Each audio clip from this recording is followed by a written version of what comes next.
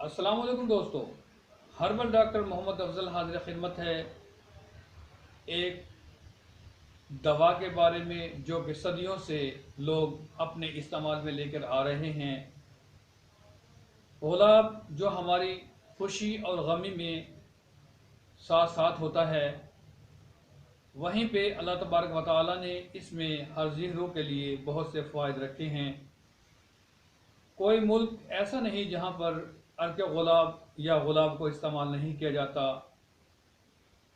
دوستو، آج عرق گلاب کے بارے میں آپ کو بتائیں گے، عرق گلاب کے بارے میں معلومات دیں گے۔ آج تک لوگ صرف اس کو یہی سمجھتے رہے ہیں کہ یہ جلد کے لیے ہے، خوبصورتی کے لیے ہے، خوشبو کے لیے ہے۔ یہ ہمارے لیے تفریح قلب اور خفقان کو دور کرنے کے لیے، غشی کو دور کرنے کے لیے، اور تفریح قلب کے لیے اور دل کی طاقت کے لیے استعمال ہوتا ہے۔ اب تک یہ سمجھا جاتا تھا کہ یہ صرف خوبصورتی کے لیے استعمال ہوتا ہے۔ جی ہاں، اللہ پاک نے اس میں مختلف بیماریوں کے لیے علاج بھی رکھا ہے۔ دوستو، آتے ہیں اس کے علاج کی طرف، جو یہ علاج معالجے میں کام آتا ہے۔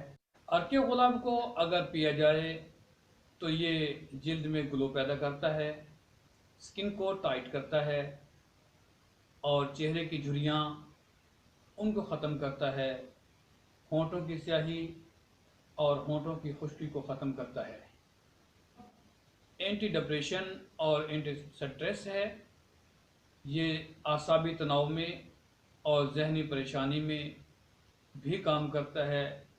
اگر کسی کو نیند نہیں آتی تو انشاءاللہ اس کے استعمال سے نیند آنا شروع ہو جائے گی، دماغی خشکی ختم ہوگی اور نیند آنا شروع ہوگی۔ معدے کے امراض میں اس سے بہت زیادہ فوائد حاصل ہوتے ہیں۔ یہ معدے میں پیٹ درد، معدے کی سوزش، آنتوں کی خشکی اور معدے کے پی ایچ لیول کو بھی درست رکھتا ہے۔ خاص طور پر جو نومولود بچے ہوتے ہیں ان میں آدھا چمچ عرق گلاب استعمال کرایا جائے تو ان کے پیٹ کو صاف کرتا ہے۔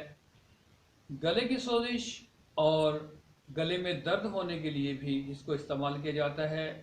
جگر کے سوزش کے لیے، جگر کی گرمی کے لیے بھی اس کو استعمال کیا جاتا ہے، جو کہ خالی پیٹ استعمال کریں، جو کہ 2 چمچ ہے۔ اینٹی آکسیڈنٹ ہونے کی وجہ سے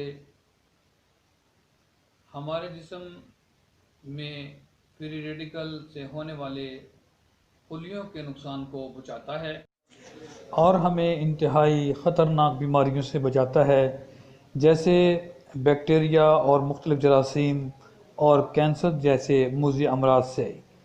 دوستو، ہمارے چینل کو سبسکرائب کریں۔